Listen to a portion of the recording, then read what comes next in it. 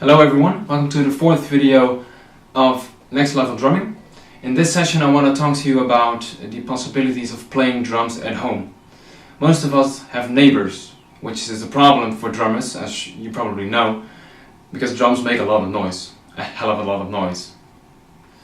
Most people that want to play at home therefore refer to electronic drums. But don't be misled. Playing electronic drums isn't always the best solution. It has certain advantages, but it also has certain disadvantages. And I want to explain to you what those are to help you better understand and maybe even choose a different solution. The first problem most drummers have is the direct noise. Acoustic drums make air vibrate, which translates into sound, and if you don't have a properly isolated room, those sounds will be heard by your neighbors. But don't be misled. Playing electronic drums also can be very loud.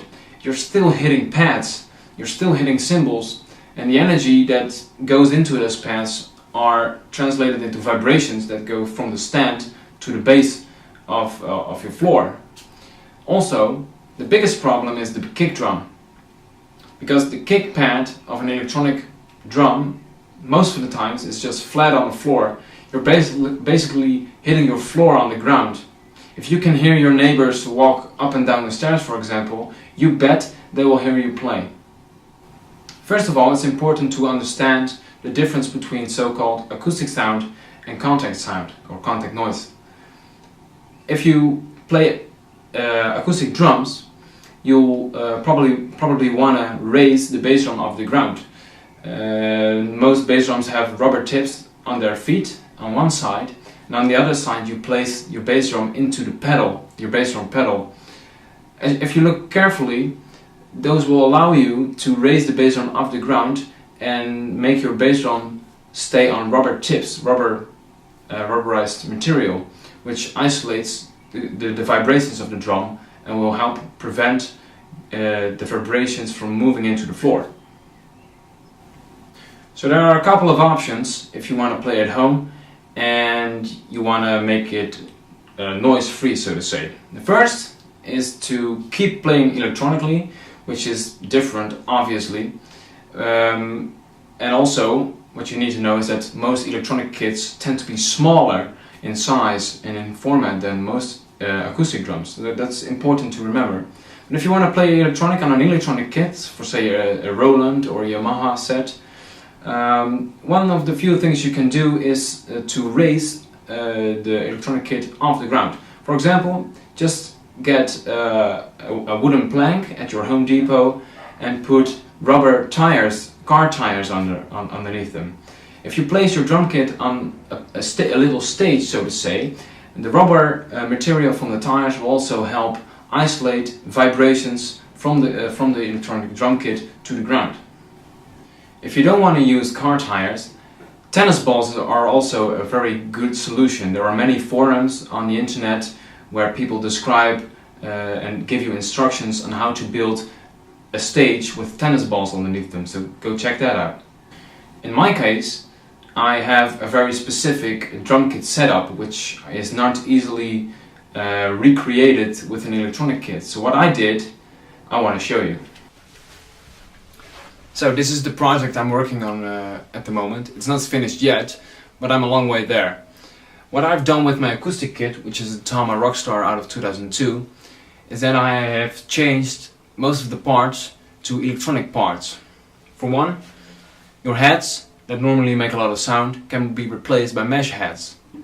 In my case, I use hard dynamics, which are very durable and very sensitive as well.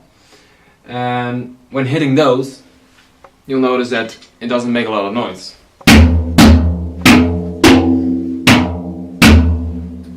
Next thing you want to do is use triggers. Now, on a normal electronic kit, the trigger systems on a pad are almost invisible because they are hidden inside the case or underneath the head. But if you want to convert an acoustic kit to electronic, you can use external triggers like these. These are made by Roland. This is called an RT10T. The T stands for Tom. This is a single zone trigger, and by placing it on the hoop here, it senses with this cushion here, over there, it senses the movement of the head. So when I hit it, it can send an electronic signal to whatever I want. In this case, I'm using a Alesis Trigger I/O, or you can just use a sound module like a Roland module or a Yamaha module. The next problem are the cymbals. In my case, I use normally a 16-inch crash on the left side and an 18-inch crash over here, which is currently not set up. But electronic cymbals tend to be smaller than real cymbals. For instance, this is a ride cymbal from Roland. It's called the CI15R.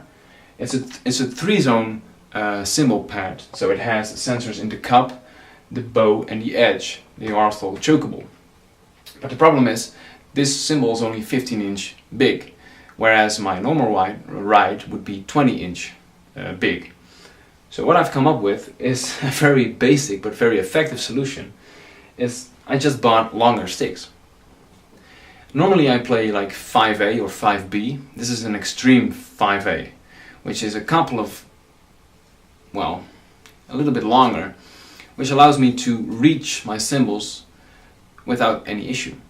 So with this setup, I'm basically getting the best of both worlds, so to say. I can play silently at home, but I also can play on my very own kit. The big advantage here is that whenever I want to play live on my acoustic kit, I will know exactly how it feels and I will know exactly where everything is. If you play in a normal electronic kit, the format of the set, the size and the size of the pads you're hitting will be, most of the times, will be smaller, and that will limit you in your freedom to actually practice well on your kit.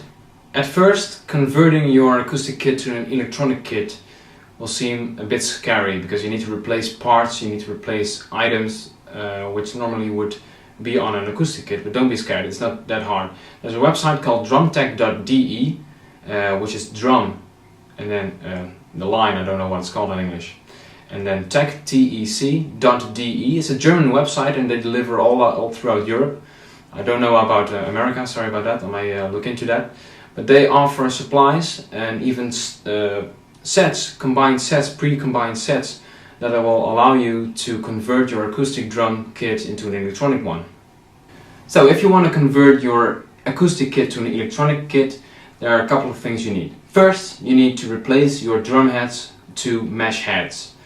Mesh heads hardly make any sound at all, and there are a couple of brands that make them. For instance, I use Hard Dynamics mesh heads, the Magnum series. They are quite thick, that makes them very durable, but also have the feel of a double ply head. Second, you'll need to add triggers to your mesh heads, so an electronic device can sensor them.